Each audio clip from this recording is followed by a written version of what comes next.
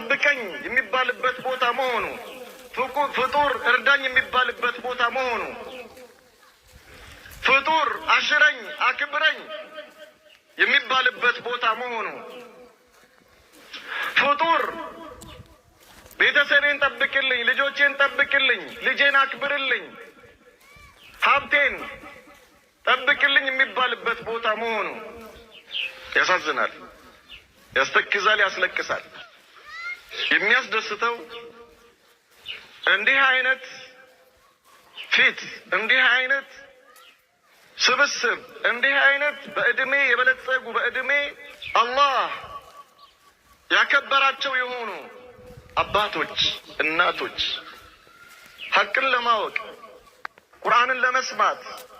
የነብዩን ቃል ለመስማት ከርቀት ተጉዘው መጥተው ፊት ለፊት ማየት ከዚህ በላይ የሚያስደስት ነገር የለም። አባቶቼ፣ ወንድሞቼ እዚህ ቦታ ላይ